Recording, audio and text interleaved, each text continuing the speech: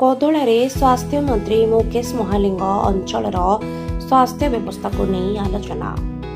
गंजाम जिला कोदोला गस्तरे राज्य सरकार स्वास्थ्य मंत्री श्रीजुक्त मुकेश महालिंग मंगलवार सकाळे स्वास्थ्य मंत्री कोदोलारे पहुंचवा परे तांको भव्य स्वागत संबर्धना दिया जायछि।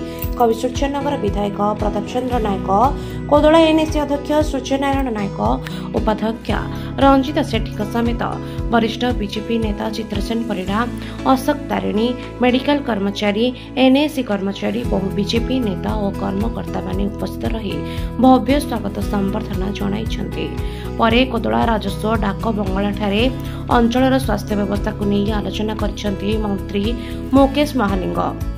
विधायक प्रताप चंद्र नायक, एनएसी अध्यक्ष सूर्यनारायण नायक सह आलोचना करिसेंति मंत्री।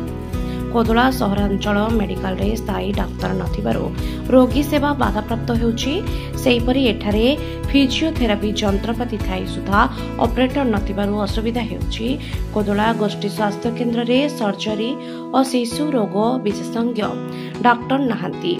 ए समस्त समस्यार समाधान पाई स्वास्थ्य मंत्री को लिखित अभियोग करिसेंति उपाध्यक्षा रंजिता सेठी। बेगुनियापड़ारू कविता नायकଙ୍କ रिपोर्ट, तर्जमा न्यूज। देखु यहाँ तो आपन तो कहीदे सारा ओडिशार ये प्रॉब्लम, किंतु आम एठी आमर प्रताप भाई नेतृत्व में निश्चित भाव में कवि सूर्यनगर विधानसभार स्वास्थ्य सेवार उन्नति आम अहरह प्रयास रे अच्छु। एवं एठी आमर सीएससी रे गोटे गायनिक डॉक्टर तो अच्छा, आगामी दिन में आम 5284 डॉक्टर एवं डेंटल स्टाफ रो रिक्रुटमेंट किछि आउ 1.5 मास भितर कंप्लीट हो। तो निश्चित भाव में किछि डॉक्टर एठी आसीबे। हम तो 100% पूरण करि परिबु नाही, किछि कांसरे एई प्रॉब्लम टाको सॉर्ट आउट करिबु। एवं सरकार तरफ रो प्रयास रहिछि।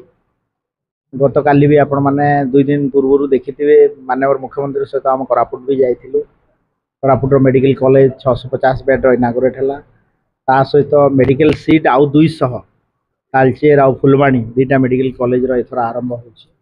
ता सहित हमर स्पेशलिस्ट डॉक्टर आमे देबा पाई मध्य सबु डिस्ट्रिक्ट हेडक्वार्टर हॉस्पिटल रे एवं डिप्लोमा कोर्स रो कांसेप्ट आरंभ करूछु, जा द्वारा कि जो स्पेशलिस्ट डॉक्टर पेरिफेरी रे तार अभाव पूरण हे। Thank you.